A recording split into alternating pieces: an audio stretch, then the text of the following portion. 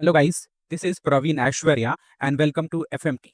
आज के इस सेशन में हम लोग डिस्कस करने वाले हैं क्लास 8 का सिलेबस। और ये हमारा क्लास 8 का मैथ्स का सिलेबस होगा, जिसमें हम लोग देखेंगे कि क्लास 8 में कौन कौन से टॉपिक पढ़ने होते हैं और किस तरह के चैलेंजेस उन सभी टॉपिक्स में आने वाले हैं और किस तरह से हम उन सभी टॉपिक्स को बड़े आसानी से कवर करेंगे। तो आते हैं एक एक करके क्लास 8 के सिलेबस को कवर करते हैं और देखते हैं कि किस तरह से आपको क्लास 8 में आगे पढ़ाई करना है और किस तरह से मैं उन सबको टॉपिक वाइज आपको एक्सप्लेन करता चलूंगा। तो शुरुआत करेंगे क्लास 8 के टॉपिक के इस सेशन से।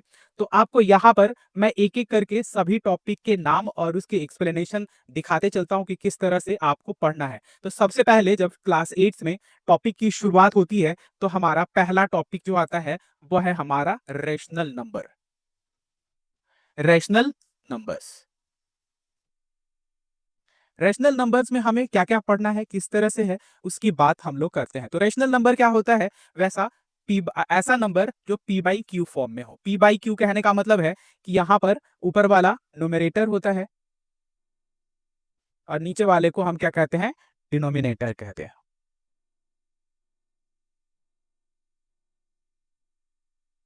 ठीक है, तो न्यूमरेटर और डिनोमिनेटर का ये हमारा पूरा पूरा रेशनल नंबर में रहता है, जिसमें क्यू की वैल्यू कभी भी जीरो नहीं होनी चाहिए। ठीक है, रेशनल नंबर में और भी कई सारी चीजें हैं। नेगेटिव रेशनल नंबर है, पॉजिटिव रेशनल नंबर है, और आने वाले समय में आपको इसको नंबर लाइन पे भी रिप्रेजेंट करना होगा। उसके साथ साथ पॉजिटिव इंटीजर्स हैं, नेगेटिव इंटीजर्स है, ये सब टॉपिक्स आपको रेशनल नंबर में कवर करना होता है। उसके बाद यहाँ पर क्या आता है? तो addition of rational number. Addition of rational number.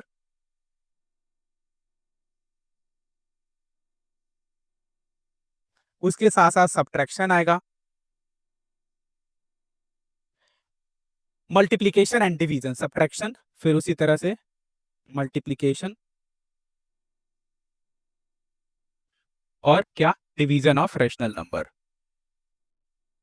ठीक है, तो इस तरह से अगर आप देखेंगे तो रेशनल नंबर में हमें rational number, addition of rational number, subtraction of rational number, multiplication of rational number, division of rational number, और इस तरह से हम रेशनल नंबर को कवर करेंगे। इसमें रेशनल नंबर की प्रॉपर्टीज होती है, उन प्रॉपर्टीज को भी हम लोग कवर करेंगे। बहुत सारे स्टूडेंट्स के लिए ये वाला प्रॉब्लमेटिक रहता है जब हमें प्रॉपर्टीज लगाना होता है, तो उन सभी प्रॉपर्टीज को हम लोग देखेंगे। एसोसिएटिव प्रॉपर्टी क्या होता है ना, कम्यूटेटिव प्रॉपर्टी क्या होते हैं, इन सब की जो डिस्कशन होती है वो हम रेशनल नंबर में करते हैं। उसके बाद दूसरे टॉपिक की बात करें, ऐसे हालांकि अगर आप देखेंगे टोटल टॉपिक्स तो मिलाकर के कुल मिलाकर के 12 से 15 टॉपिक बनते हैं, और इसको हम अपने तरीके से अलग अलग डिवाइड कर सकते हैं और इसको बढ़ा भी सकते हैं। बढ़ा कैसे सकते हैं वो आपको यहाँ पर मैं दिखाऊंगा। उसके बाद आप आएंगे तो दूसरा मैं टॉपिक यहाँ पर बताऊं तो वो आता है एक्सपोनेंट्स। ठीक है, एक्सपोनेंट्स, ऐसा ही एक्सपोनेंट्स एंड पावर्स करके भी टॉपिक आ सकता है। तो इसमें एक्सपोनेंट्स है तो यहाँ पर क्या आएंगे, तो जाहिर सी बात है इसका नाम कहीं कहीं आपको एक्सपोनेंट्स एंड पावर्स भी दिखेगा। तो इसमें एक्सपोनेंट क्या होता है, पावर क्या होते हैं, और कौन कौन से ऐसे रूल इसके अंदर आते हैं, थोड़ा सा मैं आपको यहाँ पर एक्सप्लेन कर देता हूँ। और जैसे हमारी क्लासेस रेगुलर कंटिन्यू होगी तो उन सब के बारे में भी एक एक करके मैं एक्सप्लेन करूंगा। तो फिलहाल आते हैं यहाँ पर और डिस्कस करते हैं थोड़ा सा एक्सपोनेंट्स की। एक्सपोनेंट्स में क्या आपको पढ़ना होगा, तो यहाँ पर ऐसे रहता है a raise to the power m, जहां पर a को हम क्या कहेंगे, a हो जाएगा आपका बेस। ठीक है, और m को क्या कहेंगे? पावर। a क्या है इसमें? बेस है, और m पावर है। अब क्या रहेगा कि बेस सेम रहे और पावर डिफरेंट रहे। पहला हमारा फॉर्मूला कि बेस सेम रहे, पावर डिफरेंट रहे। आप देखिएगा तो बेस कहा गया कि ए क्या है? बेस है, और एम क्या है? पावर है। तो यहाँ पे हमने कहा कि जब बेस सेम हो और पावर डिफरेंट हो तो क्या करते हैं, यहाँ पर हम इसको पावर को ऐड कर देते हैं। तो हमारा क्या हो जाता है? m plus n। तो इसी फॉर्मूले पे किस प्रकार क्वेश्चंस रहेंगे और उसी पे बेस क्वेश्चंस को यहाँ पर डिस्कस करना होता है। यहाँ पर और भी कई सारे फॉर्मूले आते हैं, मैंने एक दिखाया। दूसरा आप इसी में देखिए तो यहाँ पर मल्टीप्लाई का केस था, यहीं पर डिवाइड का केस आ जाएगा। तो ये डिवाइड का केस हो और सेम वैसे हो, तो जब मल्टीप्लाई के केस में पावर ऐड हो रहा है तो डिवाइड के केस में क्या होगा? पावर सब्ट्रैक्ट हो जाएगा। तो यहाँ पर हमारा क्या हो जाएगा? a, और यहाँ पर हो जाएगा m माइनस n। कुछ इस तरह से हम इसको सिंप्लीफाई कर पाते हैं। इसी तरह से अलग अलग रहते हैं, जैसे a raise to the power minus n हो जाए, पावर n हो जाए और अब हमें क्या है, इस माइनस को हटाना हो, तो अब क्या करते हैं, इसको हम a का रेसिप्रोकल कर लेते हैं, यानी कि 1/a और इस होल का पावर n हो जाएगा कुछ इस तरह से। तो हम इस माइनस को इस तरह से हटाते हैं। उसके साथ साथ किसी भी यहाँ पर जैसे a का पावर 0 आ गया, तो किसी भी नंबर के पावर में अगर 0 आ जाए तो उसकी वैल्यू 1 होती है। और इसी पे बेस्ड बहुत सारे क्वेश्चंस हम लोग डिस्कस करेंगे, इसमें किस तरह से और भी कई सारे प्रॉब्लम्स आती हैं, इसमें वैल्यू बेस्ड क्वेश्चंस आते हैं, वेरीफाई करने के लिए आता है। तो उन सभी वेरिफिकेशन को क्वेश्चंस को हम लोग का इस टॉपिक में पढ़ते हैं, जिसका नाम है आपका एक्सपोनेंट्स। ऐसे ही करके और भी टॉपिक्स हैं, जिनका एक एक करके मैं कुछ टॉपिक का यहाँ पर जिक्र कर दूंगा, और आने वाली क्लासेस में बाकी के जो टॉपिक्स हैं वही हमारी ऐसे चलेगी। ये मैं थोड़ा थोड़ा आपको दिखा रहा हूं क्योंकि ये स्टार्टर्स है। आप सभी जब क्लास 8th में आते हैं तो बहुत सारे स्टूडेंट्स के मन में ये रहता है कि क्या क्या पढ़ना है और कैसे इस बार हमारा मैथ्स कवर होगा, क्योंकि जैसे आप क्लास 7th में थे तो वहां पर बहुत सारे टॉपिक्स आपने पढ़ा, लेकिन जब हम किसी टॉपिक्स में या किसी क्लास में या किसी जगह नए होते हैं तो हमारे सामने क्या होता है, बहुत सारे हमारे मन में प्रश्न उभर रहे होते हैं। तो उन प्रश्नों को लेकर के मैं यहाँ पर थोड़ा थोड़ा एक्सप्लेन कर रहा हूं, ताकि आपको बेसिक अंडरस्टैंडिंग हो जाए कि आप क्लास 8th में क्या क्या पढ़ने वाले हैं। फिलहाल उसके बाद हम आते हैं दूसरे टॉपिक पे। तो अगला टॉपिक हमारा आता है स्क्वायर एंड स्क्वायर रूट। तो थर्ड हमारा क्या कहता है, स्क्वायर एंड स्क्वायर रूट। यहां पर मैं कुछ स्क्वायर्स, जैसे कि मोस्टली क्या होता है कि जब हम स्टूडेंट्स को बताते हैं तो यहाँ पर जैसा कि तो स्क्वायर निकालना होता है, तो कैसे हम स्क्वायर फाइंड आउट करेंगे इसको देख लेते हैं। तो आते हैं पहले स्क्वायर स्क्वायर रूट। तो किसी भी नंबर का स्क्वायर, तो स्क्वायर का मतलब क्या होता है, स्क्वायर का मतलब होता है जैसे अगर यहाँ पे लिखा हुआ है तो यहाँ पर किसी भी नंबर का 2 बार मल्टीप्लाई हमारा क्या कहलाता है, स्क्वायर कहलाता है। तो किसी भी नंबर को जब 2 बार मल्टीप्लाई करेंगे तो उसको हम क्या कहेंगे, स्क्वायर कहेंगे। अब यहाँ पर डिफरेंट डिफरेंट नंबर्स के हमें स्क्वायर फाइंड करने होंगे। जैसे मैं यहाँ पर कुछ आपको दिखाता हूं, जैसे 1 का स्क्वायर। तो 1 का स्क्वायर क्या होगा, 1 इंटू 1 1। फिर 2 का स्क्वायर, इसका क्या मतलब हुआ, जैसे a इंटू ए था तो वैसे ही अगर मैं यहाँ पर 2 का स्क्वायर कहूं तो इसका मतलब होता है 2 इंटू 2, इसका मतलब हो गया 4। तो मैं डायरेक्ट 2 का स्क्वायर क्या 4 ऐसे लिख सकता हूं। उसी तरह से 3 का स्क्वायर क्या 9, उसी तरह से 4 का स्क्वायर क्या 16, उसी तरह से 5 का स्क्वायर क्या तो 25। ठीक है, अब देखिए मैंने यहां पर ये वाला कहा। अब देखिएगा वैसे ही अब मैं आ जाऊं यहां से, तो यहां पर देखिएगा अब 5 का स्क्वायर हो गया, उसी तरह से मैं 6 का स्क्वायर करूं तो यहाँ पे 36, 7 का स्क्वायर करूं तो यहाँ पर 49। एक चीज मैं दोबारा से इसको एक आइडिया आपको देना चाह रहा हूं, तो इसको मैं दोबारा से आपको अलग से बता रहा हूं कि कैसे आप करेंगे ताकि आपको ध्यान में रहेगा। ठीक है, तो आप देखिएगा यहाँ पर 1 का स्क्वायर 1 जो कि मैं डिस्कस कर रहा था, 2 का स्क्वायर 4, 3 का स्क्वायर 9, वैसे ही 4 का स्क्वायर 16, फिर 5 का स्क्वायर 25, 6 का स्क्वायर 36, 7 का स्क्वायर 49, 8 का स्क्वायर 64 और 9 का स्क्वायर 81। यहां पर एक चीज गौर करने वाली है, यहां पर वो चीज नहीं आती, इसलिए मैंने यहां पर दोबारा से मुझे लिखना पड़ा। अब देखिएगा कि जो इसका फर्स्ट है और इसका लास्ट है, इसका यूनिट प्लेस सेम है। उसी तरह से इसका देखेंगे तो यानी कि जो 2 का स्क्वायर का यूनिट प्लेस होता है वही आपको 8 के स्क्वायर का यूनिट प्लेस होता है। सिमिलरली 3 के स्क्वायर का यूनिट प्लेस और 7 के स्क्वायर के यूनिट प्लेस, वैसे ही 4 का स्क्वायर का यूनिट प्लेस और 6 के स्क्वायर का यूनिट प्लेस सेम रहता है। अब देखिएगा आगे आने वाले में कि यदि किसी नंबर के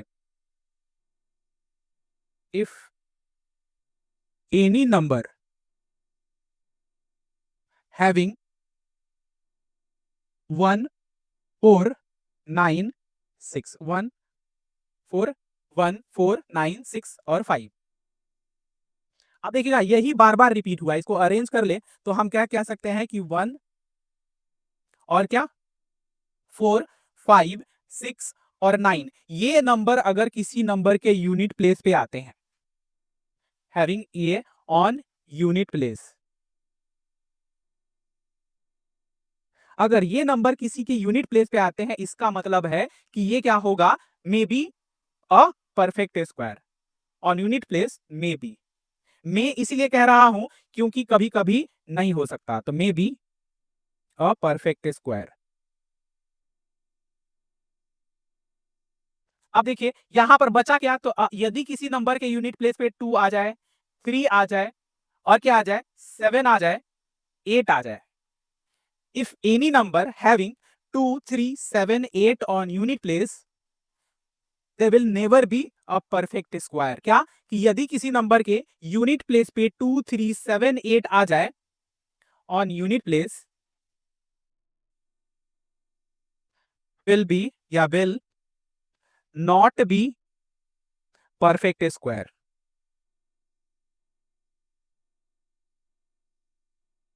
ये आपको समझ में आ गया। दो चीजें हमने कही, एक कहा कि अगर किसी नंबर के यूनिट प्लेस पे 14965 ये हो 14569, ये अगर किसी नंबर के यूनिट प्लेस पे आता है, will be a perfect square, may be, की क्योंकि संभावना है। लेकिन जो दूसरा हमारा कह रहा है, ये नंबर अगर किसी के यूनिट प्लेस पे आ जाए तो वो कभी परफेक्ट स्क्वायर नहीं होगा। तो एक चीज ये आपको ध्यान में रखना होगा, ठीक है। ऐसे ही बहुत सारे हैं, जैसे मैं अगर यहां पर आपको दिखाऊं एक चीज और, ठीक है, एक चीज और क्या दिखाना चाहूंगा स्क्वायर एंड स्क्वायर रूट में, जैसे 5 का स्क्वायर यहां पर क्या आता है, 25।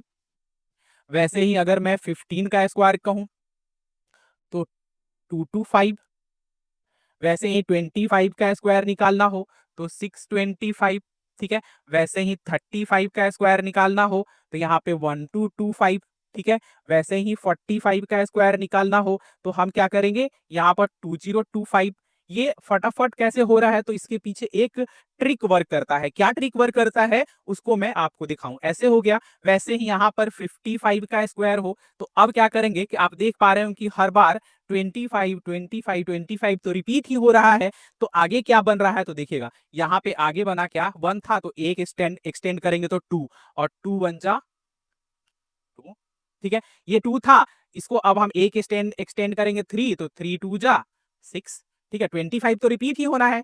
आगे ये देखिएगा 3 का हो जाएगा 4, 4 3 जा 12, ठीक है। बाकी 25 तो रिपीट ही होना है। इसी तरह से सिमिलरली अगर हम यहाँ पे एक एक्सटेंड करें तो 5 5 4 जा 20 एक्सटेंड हो गया। सिमिलरली अगर मुझे यहाँ पर 55 का स्क्वायर निकालना है तो क्या करना पड़ेगा, 6 5 जा 30, और ये 25 तो रहता ही रहता है।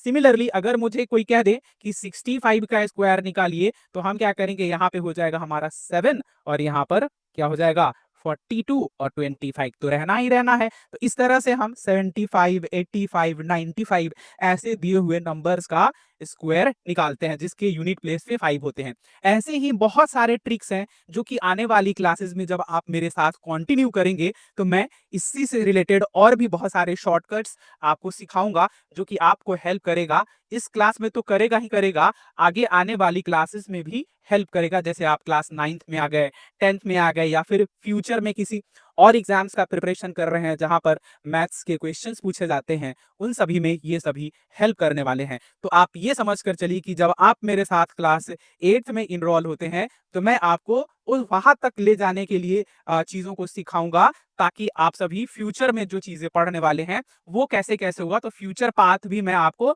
दिखाते चलूंगा, ताकि ये आपको अभी से ही ध्यान में रहे कि हम फ्यूचर में भी इन चीजों का यूज करने वाले हैं। तो उसी तरह से अब हमारा आएगा, अब हम क्या करते हैं, अगला हमारा, जैसे कि हमने अभी यहाँ पर देखा तो ये टॉपिक था हमारा स्क्वायर्स एंड स्क्वायर रूट का। वैसे ही हम आएंगे यहाँ पर तो हमारा चौथा फोर्थ टॉपिक जो है क्या आने वाला है, अब हमारा फोर्थ टॉपिक आने वाला है क्यूब्स एंड क्यूब रूट, ठीक है। तो इसी तरह से क्यूब में भी होगा, तो अब हम यहाँ पर क्या करते हैं, क्यूब्स एंड क्यूब रूट। तो जिस तरह से स्क्वायर एंड स्क्वायर रूट में भी बहुत सारे रूल्स थे, उसमें से कुछ को इंट्रोड्यूस किया और कुछ आने वाले क्लासेस में जब आप मेरे साथ कंटिन्यू करेंगे तो उसको भी मैं एक्सप्लेन करूंगा। उसके साथ साथ जब क्यूब की बात करते हैं तो जैसे स्क्वायर का मतलब 2 बार था, वैसे ही क्यूब का मतलब क्या होता है, 3 बार, यानी कि ए। इसका मतलब है कि अगर मैं 2 का क्यूब लिखूं तो यहाँ पे क्या करना पड़ेगा, 2 × 2 × 2, यानी कि हमारा 8 हो जाएगा। वैसे ही अगर 3 का क्यूब करें तो क्या, 3 × 3 × 3, यानी कि 27। वैसे ही अगर 4 का क्यूब करें तो यहाँ पर हो जाएगा 64। वैसे ही 5 का क्यूब करें तो 125। ठीक है, वैसे ही अगर मैं 6 का क्यूब करूं तो यहाँ पर 216। ठीक है, तो इसी तरह से हम क्या करते हैं 7 का, 8 का, 9 का यानी कि क्यूब निकालते हैं। बहुत सारे सिचुएशंस ऐसे आएंगे जहां पर मैं आपको फॉर्मूला बताऊंगा कि कैसे आप शॉर्टकट तरीके से क्यूब निकाल सकते हैं और कैसे आप क्यूब रूट निकाल सकते हैं। तो ये सारी चीजें आप मेरे साथ पढ़ेंगे। फिलहाल square and square root, cube and cube root के बाद जो अगला हमारा टॉपिक आने वाला है वह है प्लेइंग विद नंबर्स।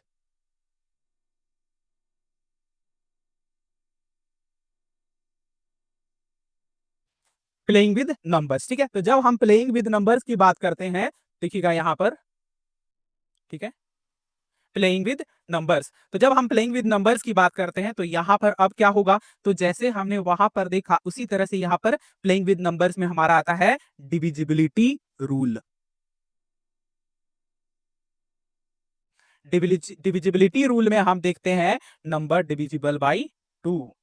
2 से किस तरह से, कैसे हम आइडेंटिफाई करें कि कोई भी नंबर 2 से डिवाइड हो जाएगा, कैसे आइडेंटिफाई करें कि वो नंबर 3 से, 4 से, 5 से, 6 से, 7 से, 8 से, ऐसे करके 9 से, 10 से, 11 से, इस तरह से कैसे कोई नंबर डिविजिबल हो सकता है, इसकी बात हम लोग करेंगे। इसी में से एक झलक मैं आपको अभी यहाँ पर दिखाने वाला हूं, जो देखते ही हम कह सकते हैं कि अच्छा ये वाला नंबर जो है इस नंबर से डिवाइड होगा। जैसे कुछ नंबर्स ऐसे हैं जो फिक्स होते हैं और कुछ नंबर को हम लोग चेक करके देखते हैं। जैसे मैं एक नंबर यहां पर लिखना चाहूंगा, क्या कि किसी भी नंबर को, any number, if any number repeats itself 6 times, कोई भी नंबर ले लीजिए आप, सपोज करिए कि मैं 4 ले रहा हूं।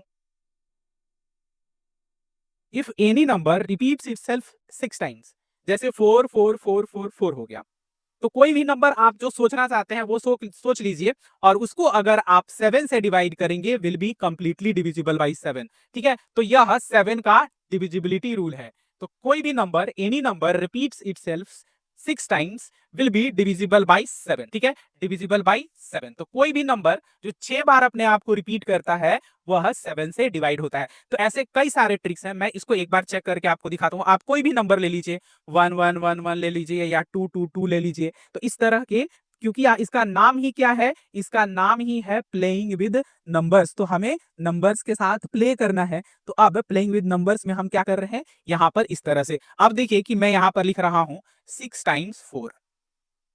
ठीक है, अब मैंने कहा कि इसको 7 से जब डिवाइड करेंगे, 7 से, तो देखिएगा 7 से करें तो ऊपर लिखते हैं 6 बार में, 6 बार में यहाँ पे आ जाएगा 42, यहाँ पर आ जाएगा 2, यहाँ पर ये 3 बार में क्या हो जाएगा 21। ठीक है, यहाँ पर 3, फिर 7 4 जा 28, 9 जा 63, 1 7 2 जा 14। तो इस तरह से आप कोई भी नंबर आपको लगता है तो आप उसको 6 टाइम्स लिखिए, 7 से डिवाइड करेंगे, कंप्लीटली डिविजिबल होगा।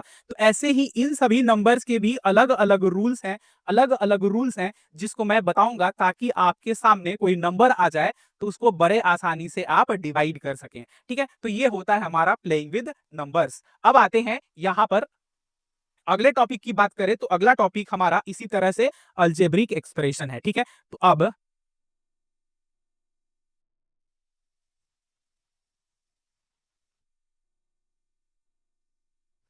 अब हम लोग देखने वाले हैं अलजेब्रिक एक्सप्रेशन। तो जैसा कि इसका नाम है अलजेब्रिक एक्सप्रेशन, तो यहाँ पर भी बहुत सारी चीजें आने वाली है, यानी कि एक एक टॉपिक को मैं डिस्कस करूं तो आपको इस तरह से डिटेल्स बहुत सारी चीजें देखने को मिलेगी। मैं टॉपिक का नाम यहाँ पर और भी जो टॉपिक्स है उनका नाम लिखते चलता हूं ताकि आप सभी को लग जाए कि क्या क्या पढ़ने को मिलेगा आपको। तो यहाँ पर आपको मिलने वाला है फैक्टराइजेशन। ठीक है, उसके बाद आपको यहाँ पर मिलने वाला है क्या, तो आपको मिलने वाला है लीनियर इक्वेशन।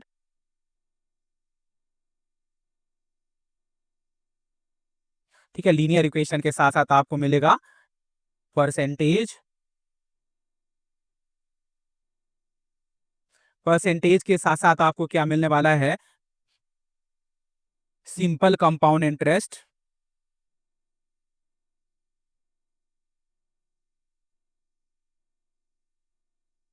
इस तरह से आपको सिंपल इंटरेस्ट पढ़ना है, कंपाउंड इंटरेस्ट पढ़ना है, उसके बाद आपको क्या पढ़ना है, तो मैंने यहाँ पर लिखा है क्या-क्या टॉपिक, 10 टॉपिक हो गया। तो इसी तरह से और भी कई सारे टॉपिक्स हैं, डायरेक्ट और इनवर्स प्रोपोर्शन है, तो आप देख लीजिएगा ये डायरेक्ट प्रोपोर्शन।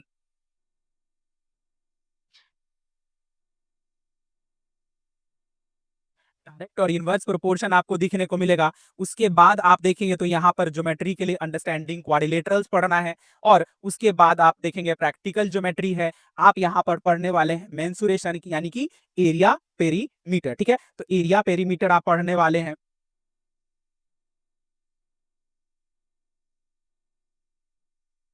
ठीक है? तो इसी तरह से बहुत सारे जो चीज़ें हैं, बहुत सारे शॉर्टकट्स हैं। कुल मिलाकर अगर देखें तो 12 से 15 टॉपिक्स आपको क्लास 8 में पढ़ना होता है और सभी के अपने-अपने फीचर्स हैं और उन सभी टॉपिक्स को मैं बड़े शानदार तरीके से, इंटरेस्टिंग तरीके से पढ़ाने वाला हूँ। आप सभी को बता दूँ कि जिस तरह से एक पौधा होता है, जब पौधा छोटा होता है, तो उसको ज़्यादा देखभाल की ज़रूरत होती है। अगर आप उस पौधे की जड़ मजबूत होगी, तभी वह पौधा आगे चल कर के बहुत बड़ा वृक्ष बनेगा और उसमें फल ज़्यादा आएँगे। अगर उस पौधे की जड़ अगर कमजोर हो, रूट्स कमजोर हो, तो क्या होगा? पौधा गिर जाएगा। उसी तरह से जब आप ऊँची क्लासेस में आते हैं, तो क्लास 8 जो होता है एक बेस होता है, यानी कि पौधे की जड़ होती है और आपको जिस तरह से पौधा जितना जड़ जितना मजबूत होगा, पौधा उतना ही ऊँचा बड़ा बढ़ेगा। उसी तरह से आपकी क्लास 8 में अगर मैथ्स ज़्यादा स्ट्रॉन्ग हो जाएगा, तभी आप 9th और 10th या फ्यूचर में अगर आप कुछ आईआईटी की तैयारी करना चाहते हैं,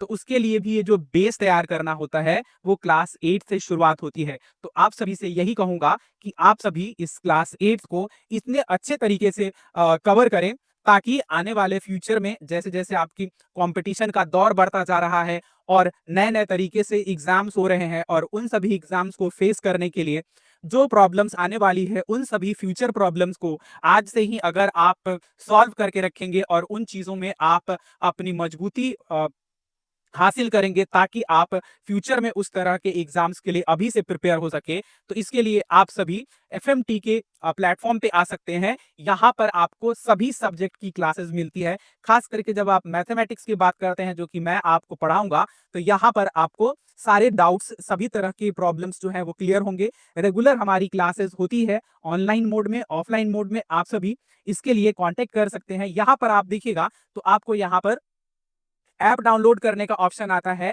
आप एफएमटी के वेबसाइट पे जाकर के या फिर गूगल प्ले स्टोर से आप स्टूडेंट ऐप डाउनलोड कर सकते हैं और किसी भी क्वेरीज के लिए आप एफएमटी के ऐप डाउनलोड करके, जैसे ही आप ऐप डाउनलोड करेंगे, हमारे एग्जीक्यूटिव आपसे कांटेक्ट कर पाएंगे और आपके सभी डाउट्स को क्लियर कर पाएंगे और क्लासेस के लिए आप मेरे साथ रेगुलर जुड़ सकते हैं। तो आई होप कि ये क्लास का 8 का सिलेबस आपको अच्छे से समझ में आया होगा और अगर समझ में आया है तो आज ही ये वाला ऐप डाउनलोड कीजिए और जुड़िए हमारे रिप्रेजेंटेटिव से और फिर क्लासेस कंटिन्यू कीजिए। आज के सेशन को यहीं पे करते हैं over. Thanks for watching. Have a nice day.